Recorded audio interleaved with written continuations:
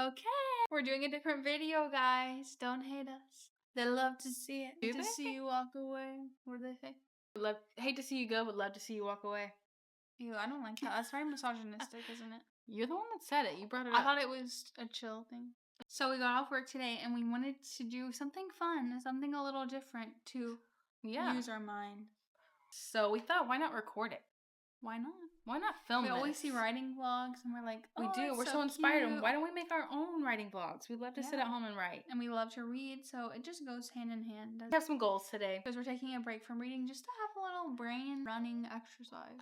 So our goal is to follow one of these immersive writing sprint videos that we watch all the time. Well, it's Abbie Emmons' video. Love so she'll always make Love them. her. And we've been watching her doing inspo on how to write and write well. So our goals for the video are as follows. First rule, so we want to follow the writing sprint. During this writing sprint, we normally do these, and Lily will stop it over and over and over to talk and like stress about what she's writing. Yeah. So none of that today. Today we're going to practice for the full 25 minutes. And then during those break times, we'll turn on the camera and we can really talk about what you're struggling with. Or we'll share, and then we can change things if we need to. Exactly. And then we're going to try to do the full video. I think it's like a 2-hour video, or at least close to it. We want to try to write 1,000 words. 1,000 words. 500 to 1,000. I'd be happy with. We are doing a writing exercise where we take one of our favorite books and we're turning it into a different genre. So I'm working on something that is based on From Lukov with Love, and I'm turning it into like a medieval fantasy style version of that. And we're just going to practice writing based on the plot we kind of know and turning it into our own based on the genre. I chose Emily in Paris. I just want to write a love story like this. Exactly. It's so But you want to make it like gothic-y fantasy. Yeah, I want to make it more fantasy. Like, what are you trying to do? I want to do time travel and light and dark powers. So we're going to, like Abby says, put all of our favorite stuff Put it in a blender and try to write something from it. Let's get started.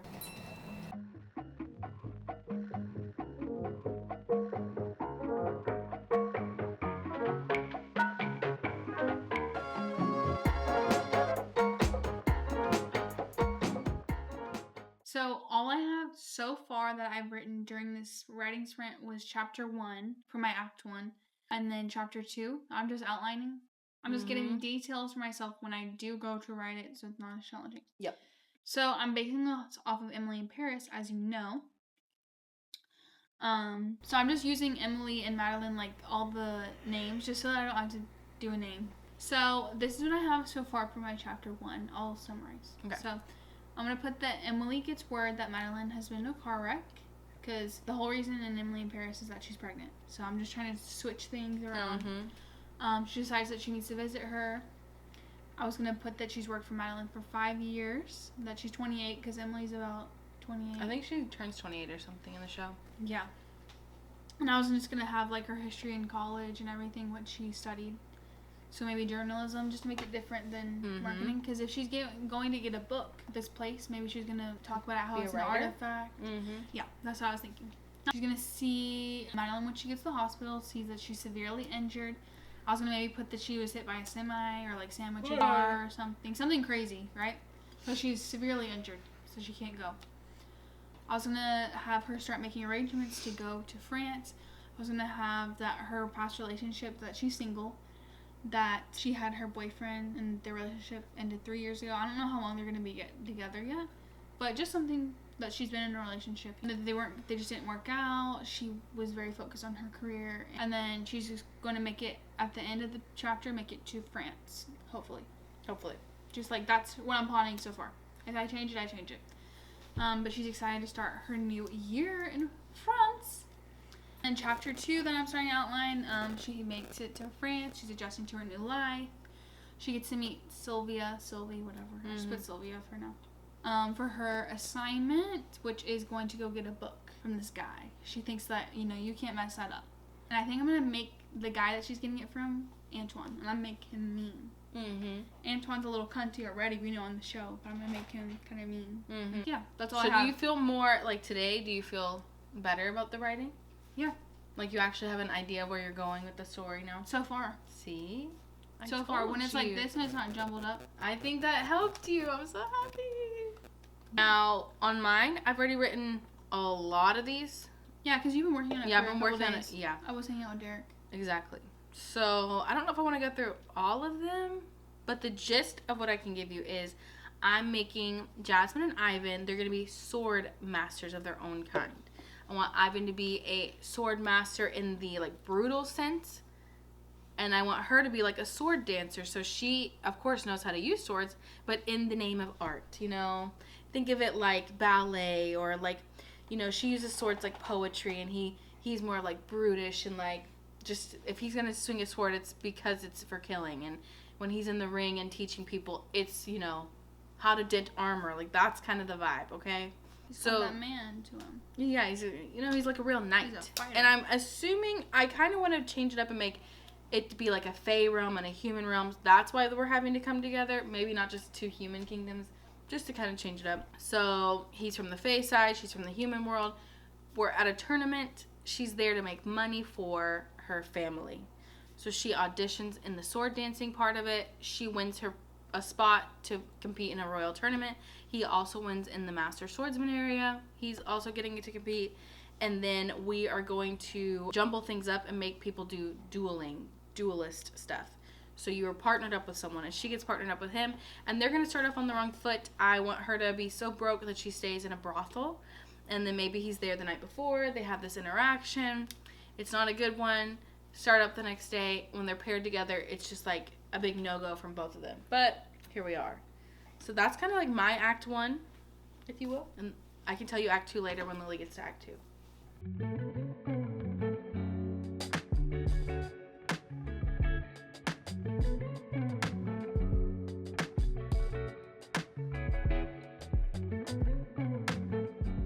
Okay, Lily, let's give an update. How were those 25 minutes? I didn't like them that much.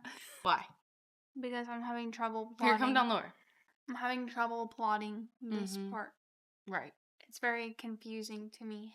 Okay. But see, this is the thing. When you're writing and you get stumped like this, you have to move on to a different scene or a different plot part that you feel more.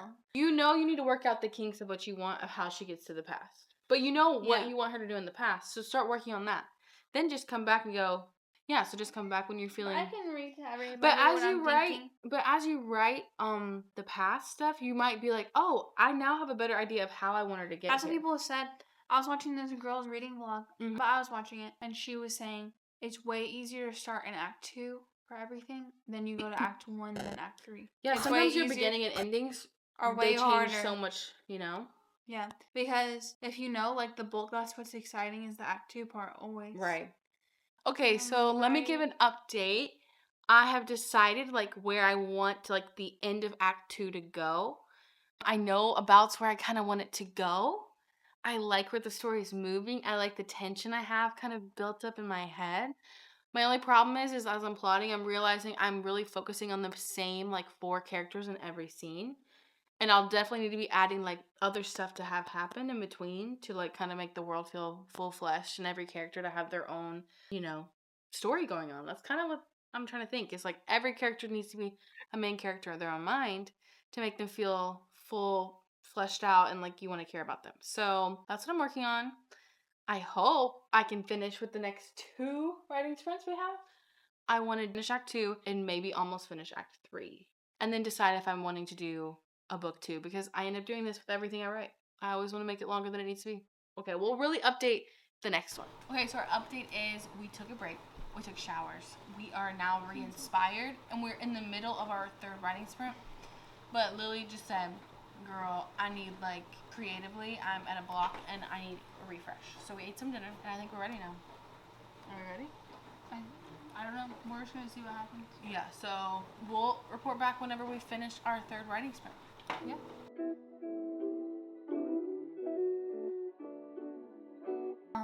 So me and Emma were looking into what his character is called. Motivation. Yeah, his motivation.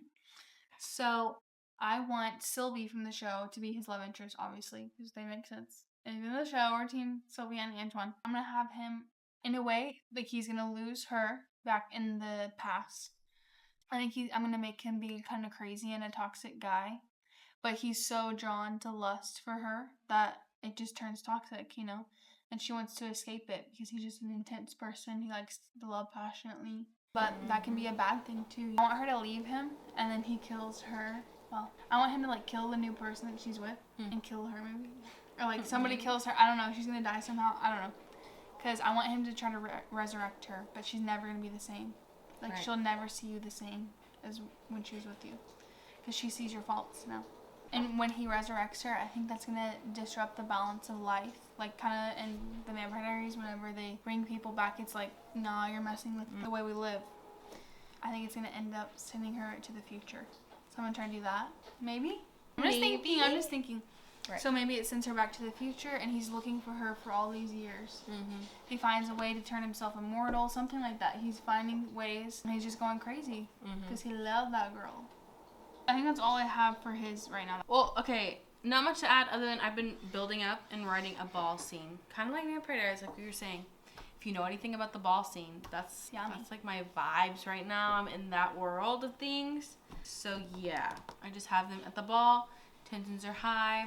There's a love triangle, of course. And then I just threw something into the plot that I didn't know I wanted to add. But look, I have like the Fae King being out there when she gets out there. And like weird stuff's going on with him. And now I feel like I want to change the plot a little bit more. But it's going to be epic fantasy. No, I know. Because now I'm like, you always do what that, if girl. He's not the king? What if he was the king? And what if this is a ploy? And maybe her blood is like the cured. I don't know. Her blood. Yeah, I don't know. We'll see. Girl, you're crazy. It'd be like that sometimes, you know. You're crazy, girl. So yeah, that's what I'm working on. Back to it. 25 minutes and then we're done.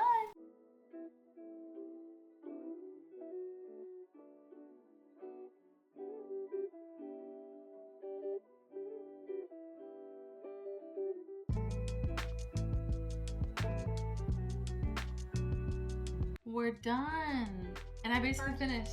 First writing sprint done. OMG. I basically finished. Okay. Oh my god. So I started writing I finished Antoine's character thing. Then I started writing Emily's. I had that she is gonna deal with being really headstrong. Like, with fulfillment issues, is she actually happy? Because she's gonna be like a fish out of water in that place. Is she gonna be happy? And, you know, like, will she even be happy if she goes back to where she's from? Mm-hmm. Like, should she just stay? Like, just fucking figure it out, you know?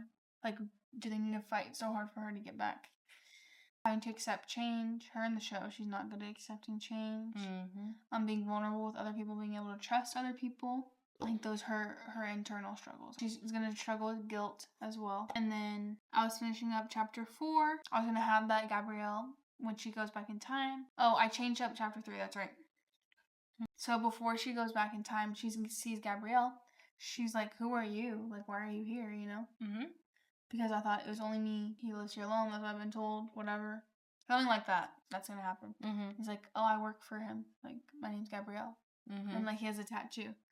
Then she's going to go back in time. And she's going to see him as soon as she gets there. Like, as soon as she goes to look around. Because she's disheveled.